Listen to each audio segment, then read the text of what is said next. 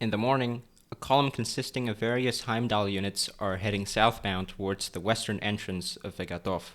This platoon-sized element intends to establish a foothold as well as a forward operating base in Sector Lark. The column drives past a rusting Humvee with a Bryansk flag planted on it. It is one of theirs, and the men worry that the same thing will happen to them. A few hundred meters to the east, within the many apartments of the city, BSM fighters are observing the column through their binoculars while clutching their weapons tightly. They waited and waited silently for the order to open fire, and when the entire column steps into the pre-established kill zone, Nikita Voronov gives the order to commence the ambush over the radio, and at that moment, the separatists unleash a hail of bullets upon the column, forcing its riders to dismount.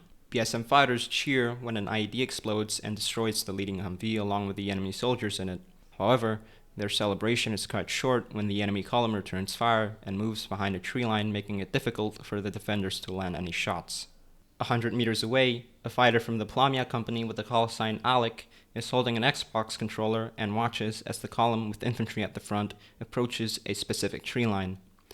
And when they get close enough, he presses the LT button 3 times, sending a signal through a wire connected to the IEDs, which instantly kills 5 enemy soldiers. The explosion is followed by another one that kills 1 more. The T-72, however, is unaffected by the explosions. These IEDs were of course made by Kirillovich. Despite the casualties, the Novrussians seem to be undeterred and continue to press forward until they reach 2 of the 4 sectors of Vygatov, which are Taipan and Lark. There, the city defenders will face off against the Novrussians in close combat.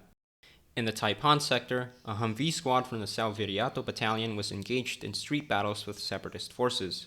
Fortunately for these Lusophone volunteers, there was a T-72 nearby commanded by Jahangir from the Kharnib company. A few minutes ago, his tank was in the middle of the column, but now it stands in the middle of a road with nothing between it and the city defenders. It is an easy target that anti-tank teams are already working to destroy.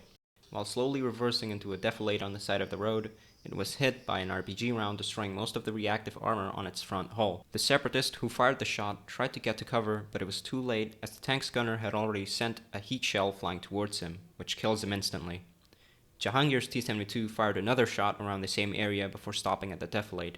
The tank was stationary for quite some time, scanning its surroundings for enemies, but then it started to move forward again. As brave as the crew may seem, it will later become clear that moving forward was a mistake, as their tank is hit again in the front hull by an RPG. A few seconds later, the 3rd and 4th RPG rounds hit it, and while reversing, a 5th RPG round is fired but misses. And finally, the tank is penetrated by the 6th RPG round, which cooks the ammunition inside, vaporizing Jahangir and his crew. After Jahangir's T-72 was destroyed, the aforementioned Vygatov squad moved away from Taipan towards Sector Lark, where they successfully seized one of the apartments. Not long after, the men were reinforced by squads from Volzhino and Novaya Rus, as seen in this footage recorded by Trooper, in which a section of Novrussian soldiers moved past Vygatov's apartment without a separatist in sight. At this point, BSM High Command was aware of the Novrussians making significant territorial gains after having effectively captured 6 apartments. Furthermore, they were already attacking 3 more apartments, which the defenders will lose before nightfall.